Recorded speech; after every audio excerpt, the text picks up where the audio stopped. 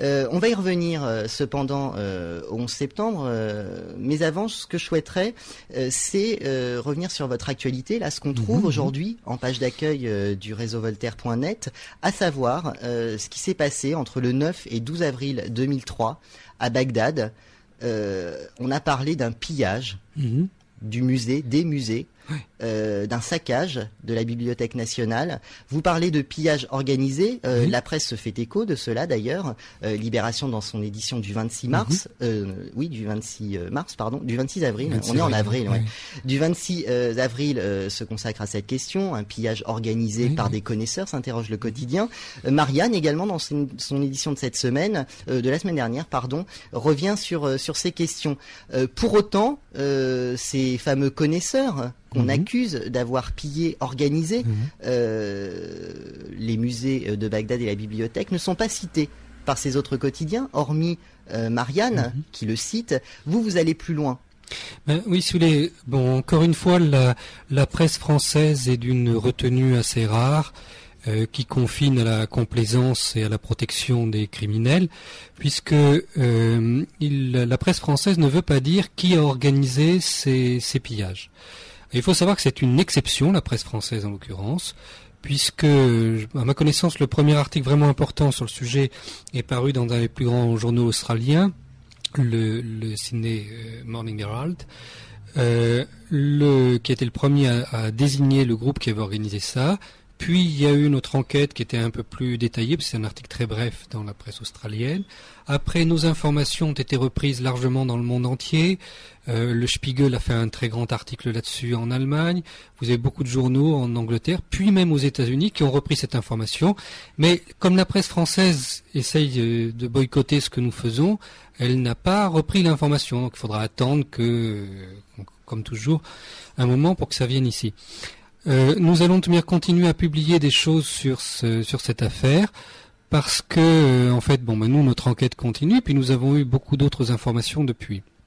Donc l'information principale, c'est que l'attaque des musées a été organisée, mais planifiée très à l'avance.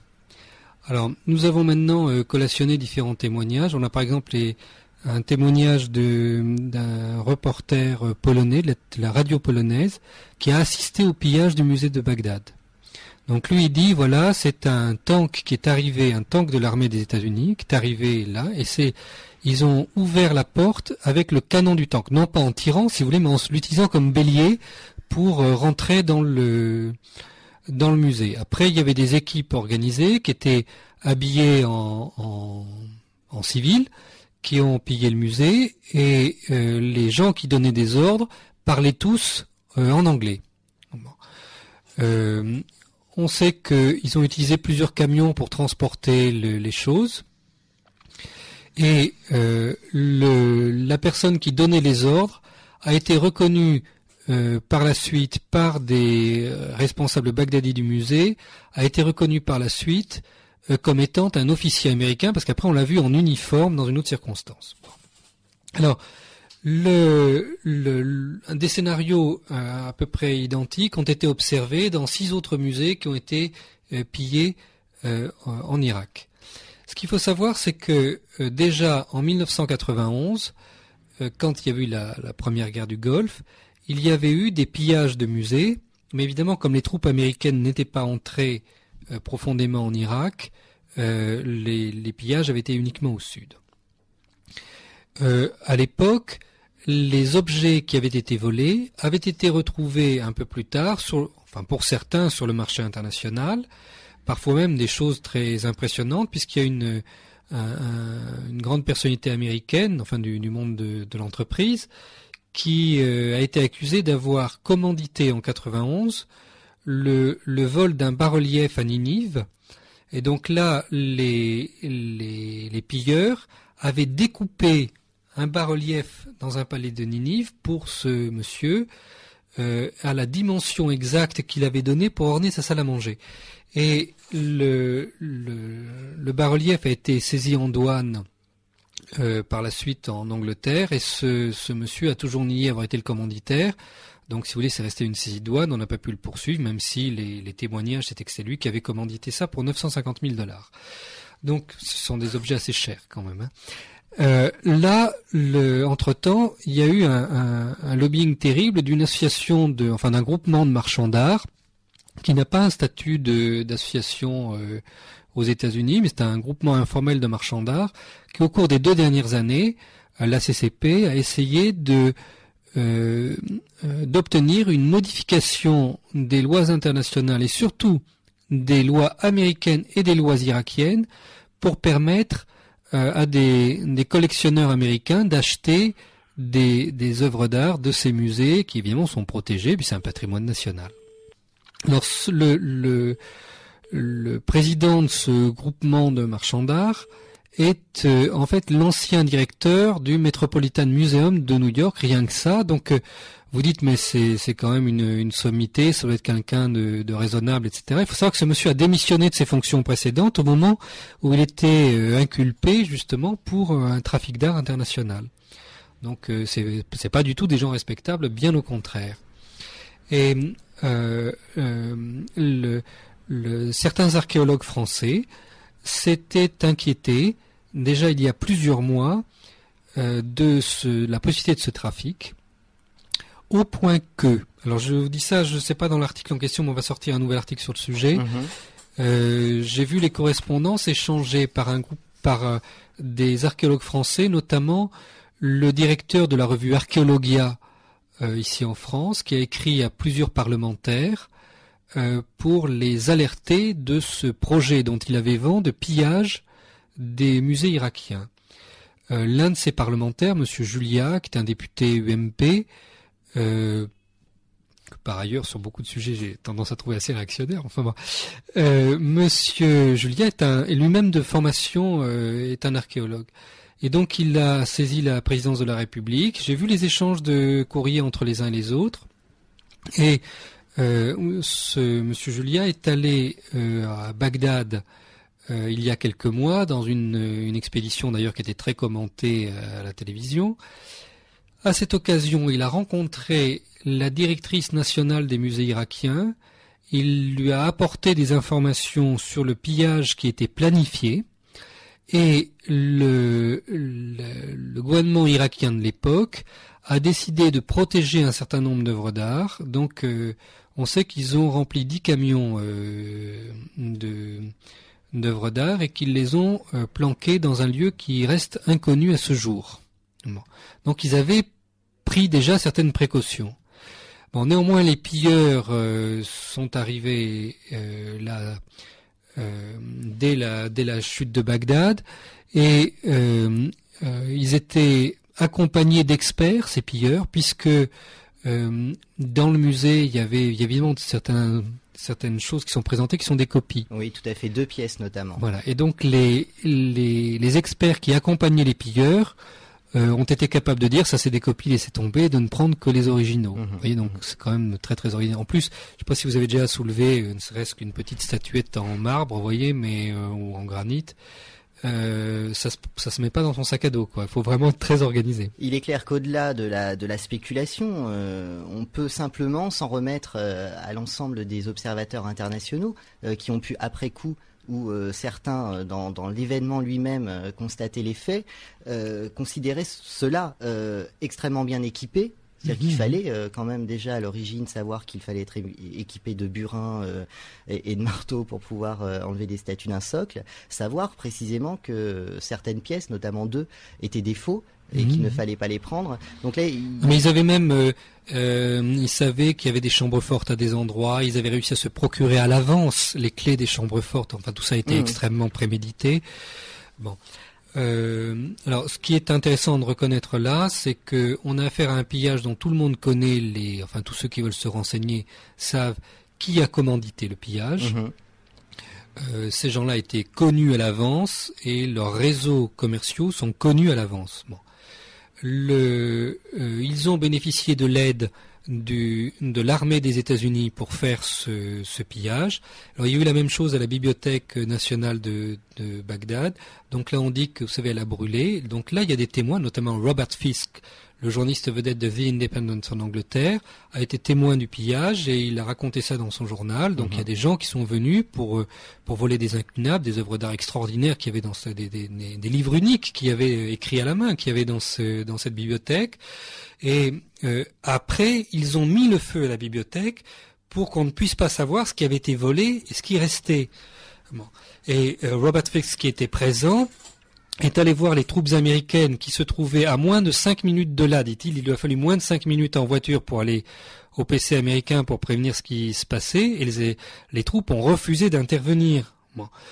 Donc, alors le commandement américain a signalé que en ces temps de chaos à Bagdad, notamment entre le 9 et le 12, leurs seules unités ne permettaient pas non seulement de sécuriser la population, mais aussi l'incroyable héritage culturel qu'on peut trouver en Irak. Alors, le gouvernement américain avait à l'avance pris les devants, si on peut dire, puisqu'ils avaient organisé une conférence de presse au Koweït 15 jours avant pour expliquer qu'ils prenaient des dispositions de protection du patrimoine et notamment ils avaient nommé des officiers de réserve qui étaient en fait des archéologues pour s'assurer de la protection du patrimoine. Donc ils étaient tous parfaitement informés. Maintenant ils avaient le personnel nécessaire pour sécuriser le ministère du pétrole et les puits de pétrole, mais pas le reste. Et d'autre part, je reviens sur les témoignages qui sont indubitables et qui sont nombreux et recoupés.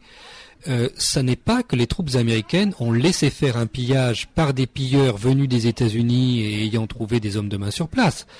Et il y a des témoignages très précis. Les troupes américaines ont elles-mêmes ouvert la porte et ont elles-mêmes participé au transport des œuvres d'art. Alors Marianne nous dit que certaines de ces pièces volées seraient déjà aujourd'hui en train de circuler sur le marché de l'art.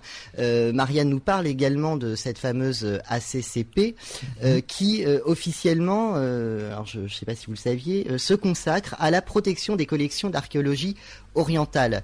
Est-ce que vous en connaissez un peu plus sur cette organisation? Il faut expliquer comment ils se consacrent à la protection de ces collections. C'est-à-dire eux, ils ont en fait, ce sont des lobbyistes et qui font en même temps qui passent des commandes pour des acheteurs fortunés. Il faut par tous les moyens trouver de quoi satisfaire la commande. Bon.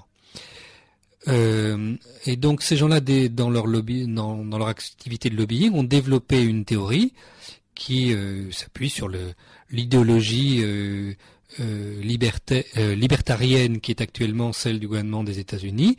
Donc ils expliquent que pour protéger les œuvres d'art, le meilleur moyen, c'est justement qu'elles soient privatisées, qu'elles arrivent sur un marché public où là, il y a des gens très fortunés qui les achèteront et qui en prendront soin.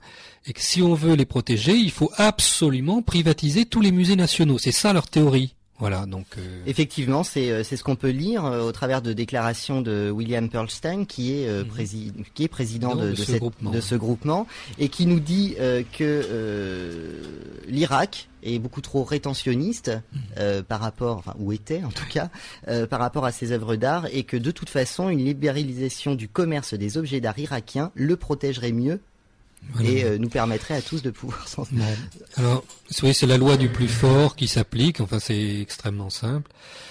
Ce qu'on doit retenir de ça, c'est que le pillage des œuvres d'art, ça a toujours été une activité essentielle du colonialisme.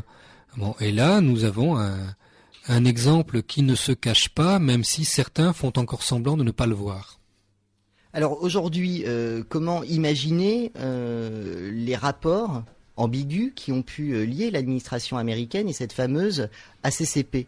Est-ce que c'est simplement une espèce de relation de forme ou y a-t-il véritablement des ententes qui nous permettent de dire bon là il y a un truc qui va pas du tout? Écoutez, ça on n'est pas en mesure de le démontrer. Bon, ce qu'on sait, c'est que les dirigeants de la CCP ont été reçus juste avant l'attaque de l'Irak, ont été reçus d'une part au département de la Défense, d'autre part au département d'État, pour discuter précisément de la manière dont il pouvait acquérir des œuvres d'art irakiennes.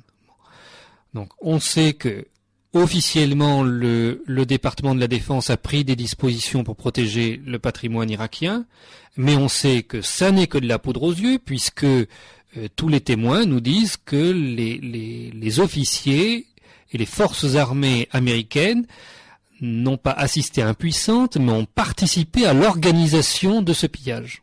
Comment interpréter alors, et pour en finir et ne pas aller trop dans la prospection, la démission du conseiller culturel de George Bush? C'est toujours ce qu'on fait, ça s'appelle faire sauter un fusible. Vous voyez, donc si vous avez besoin de protéger la Maison Blanche, sachant que le président du Conseil consultatif sur les questions culturelles de la Maison Blanche a été très lié à cette association, la CCP, et que tous les regards convergent vers lui comme étant l'homme qui aurait probablement permis la coordination entre l'armée des États-Unis et ses marchands d'art, il a trouvé utile de démissionner. Ça protège la Maison Blanche. En sachant que dans sa lettre, il dénonce cette tragédie qui n'a pas été empêchée en raison de l'inaction de notre propre pays. Voilà ça. Donc on dit que c'est de l'inaction, mais c'est pas de l'inaction. Nous ce que nous disons, c'est que les témoignages montrent que c'est une action. C'est pas qu'ils n'ont rien fait, ils l'ont organisé, ils le nient, mais il y a plein de témoins. Thierry Messant, nous allons reprendre tous deux notre salive. On va écouter un petit peu de Massive Attack.